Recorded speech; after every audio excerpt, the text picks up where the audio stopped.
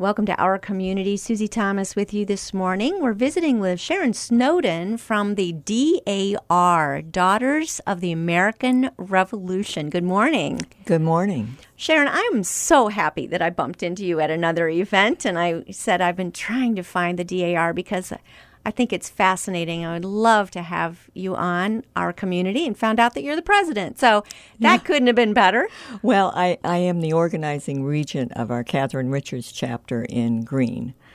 And we've been organized for about a year, a little over a year, and we're up to 45 members, so we're doing well. My first question is, who was Catherine Richards? Catherine Richards, this is an interesting one. Her father was John Richards. He had come from Maryland with the family, brought the family to Greene, and he was a Revolutionary War patriot. Well, Catherine Richards then married John Buchtel, and they together had John R. Buchtel, the founder of University of Akron. Oh, my goodness. So we have looked at her gravesite because we would like to mark it with the DAR marker. Mm-hmm. And what we found out, I went down to Glendale Cemetery. John R. Buchtel has a huge statue. It's where his is. And then alongside it, there is one little pillow marker that says Our Mother and one that says Our Father. Oh, my. And I thought, well, I wonder if that's his mother or her mother, his wife's. So I went into the office, and it is definitely Catherine Richards. Really? Yes. Just a modest little pillow marker. And it just says Our Mother. Our Mother. Yes. Not even her name is on there. No. So what we would like to do is mark her grave with the DAR marker so that everybody knows that is Catherine Richards in there. Absolutely. Should be known. Yes. There might be still some confusion as far as just what is the DAR. And for some people, they think, well, I wonder if my family goes back that far, but how in the world do I begin to find that out? Can you help us untangle some of this? Sure. Yes, the DAR, the National Society, Daughters of the American Revolution, has a website, and anyone can go on there. It's www.dar.org, and you can actually look at the names of the Revolutionary War patriots. So you could check that out. You could actually go in and check out under descendants and see if somebody in your family was listed there already. They also have a Patriot Index online. They have a library catalog online. And, DAR has one of the largest genealogical libraries, especially, this side of Mississippi. Right.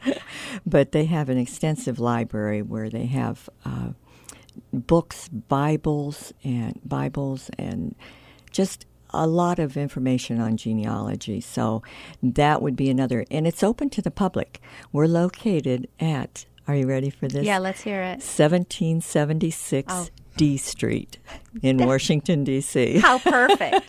And it's it covers an entire city block, wow. Our building. And, the building was actually the ground foundation was laid by Grace Coolidge, and she used the same trowel that was used by George Washington when he set the Capitol. Oh, my goodness. Yes. So we have a rich history. Where is that now? Is that someplace in the Smithsonian or something? It could be. Okay. It could be. I'm not sure about that. That's so cool. But the Daughters of the American Revolution was founded in 1890. So we're getting up there in age. Been around for a while. What do you suggest is the best way to start from your own genealogy and go back several generations, or to start with the log of people, of patriots from the Revolutionary War, and try and trace it back to your own family in some way, or a little bit of both, or what's the best way to find that connection? Yes, there's so many patriots that would be more difficult. What I tell prospective members, and I did take courses down at D.C. At the DAR home and on genealogy. So I'm considered a genealogy consultant. So what I tell people is that give me your first 3 generations, as much as you know about them, names, dates, places. and I'll take it from there. Wow. Because once you have that, you can go on and, you can find things online. You can find death records online, birth records, wills, and all sorts of things that just were not available, many years ago. Well, I suppose it is easier now with the internet and so forth to be able to look things up. Well, it's easier to sit at home and do it. Okay. I remember my mother actually got started in this, and she was a DAR member as well. And she actually got started in this, and I can recall she and my father going around to different courthouses all over the, Ohio, West Virginia, Virginia, and looking up records. So that was before computers.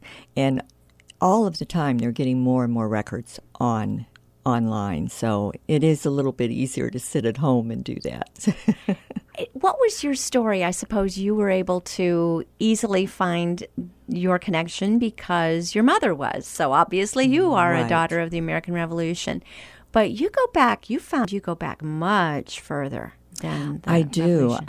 I actually belong to other lineage societies that go back into the 1600s. It's amazing. Yes, so that, and that has been. I've done the research online, most of it, and what I can't do online, then I have to travel sometimes. But that's the fun part. So 1620, the Pilgrims, would Right. that be the Mayflower? That's the Mayflower. You mean you can actually trace yourself back to the 1600s? And I did that, and I found a Peregrine White who was actually born in November in 1620. So he had to be on the boat, and I went to the Mayflower books, and the Mayflower has a book for each name that came over on the Mayflower. Mm-hmm. So I went to that White book, and what they had said, I couldn't find him. And here I found a little footnote, and it said since 1925 or some year like that they weren't letting anybody else in on that person because they weren't sure that was the true lineage. Oh, So- he'd maxed out his people who were claiming him, huh? I don't know, and I probably would have to go to Delaware to find out because that's where those records were. It was like 2 generations past the Mayflower. But this was a person born in November of 1620 when Yes. they came over. Right. So a baby born on the Mayflower, Right. maybe, Yes. is your great, Yes. however yes, many. I was hoping, yes. Oh my goodness, that would be just so fun. It's amazing, isn't it? What is it about that? We're so fascinated with television shows like Who Do You Think You Are? And it seems Right. to be a thing right now as the family trees, that everybody's into it. What is it about I know. Well, I think it's probably the generation thing. The baby boomers are, getting older, and it's probably, I think as you age, you want to find out about your roots. Mm-hmm. You really want to find out about those ancestors. Whenever you're young and you hear the grandparents talking, well, I'm not interested in that. Well, gee whiz, But, how many times do you wish you'd have listened? Oh my. Oh, Yeah. oh my goodness, yes. Yeah. And then often you're wishing that when you cannot ask anymore. Right. Like, what was that recipe? And Right. that it's gone. That Right. opportunity is gone. Yeah, I find out that I try to ask my sister, who is 10 years older than I am, because she lived a different life in the family. She was the oldest, and I try to ask her things because she is the oldest. And her But, memories would probably be a little bit different than your own. Right. I think the DAR gets a bit of a bad rap, if I may, that it's considered maybe one of those societies that's very exclusive and so forth. But it seems to me that anyone who had somebody over here, and that would be a very diverse community of Right. people, correct? It is. It is. We have a diverse membership, even. You'll see, all races. And I went to a naturalization ceremony in Cleveland once, and one lady was getting her citizenship. And she came up to me afterwards and she says, I want to join the DAR. Oh. And I said, oh, okay. She says, no, I really can. My people were here and fought in the revolution, and then they went back to Czechoslovakia. Oh, my goodness. And she said, so I've come here now, and I want to join the DAR. So it is possible. How cool. Yes, it's possible. Yes. When you think of this country is all immigrants. We are all immigrants. Unless you have Native American in your background, you're an immigrant. And it's so exciting to look back into our founding fathers who, as you say, were every nationality, every race, every creed come together. And these were the people who fought for our freedoms that we enjoy today. Right. So, let's get the bad word, the snooty reputation. Yes. It's not that. No, it's not. And we do have younger members, too. In fact, my granddaughter is in, and she's very active in it because she loves the aspect of paging and doing committees and everything. So we have a wide age group that we appeal to. Mm-hmm. And it could be, I think whenever the TV shows came out, that it really was a surge for the Daughters of the American Revolution, in that people started to be interested in the DNA and everything. So they started to be interested in these lineage organizations. It's fascinating. Everybody's got a story. Oh, yes. And you've probably heard some cool ones. I have. Oh, please share. Yes. Well, I had one of my ancestors, and that's why I like to honor all of them, because I hate to leave somebody out. But I had one ancestor who was the oldest in the family, and somehow when the father died, he did not leave a will. Well, when this child died, he did leave a will, but he left out my great-great-grandmother for some reason, said everything goes, but not to her. Oh, he specifically said not to her. It wasn't just omission. It was absolutely everybody but her.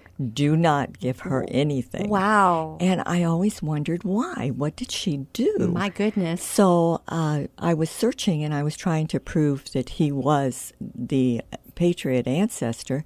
And I went to the Chancery Court. And this is where they, keep all the court records.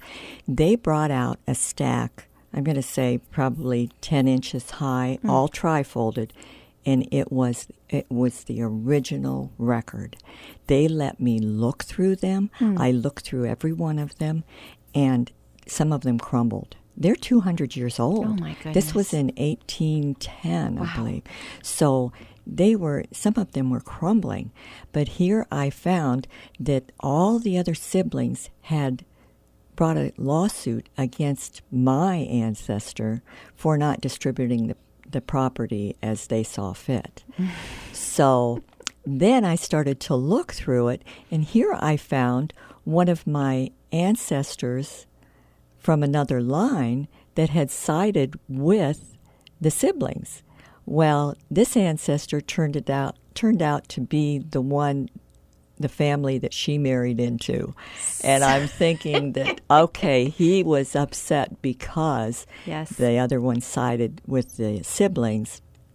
And then, so when she married into that family, she was getting nothing. That was it. She really took the brunt of that one. Well, I hope she was truly in love and that they lived very happily. I don't think they suffered. No, probably not. Isn't it just amazing, though? It makes these names and dates that you see written in a family Bible seem like real people, doesn't it? Oh, yes. Yes, it does seem, they come to life. Mm-hmm. And I know I've been, trampling through cemeteries, of course. That's one of our things that we do. And you get that feeling that you know them. Yes. You really get that feeling that you know them. And I think that's what has to connect with somebody who is interested in finding them. Mm-hmm. So fun. We're speaking with Sharon Snowden. She's from the DAR, Daughters of the American Revolution. Going to take a short break. We'll be back with you after these words. You're listening to Our Community.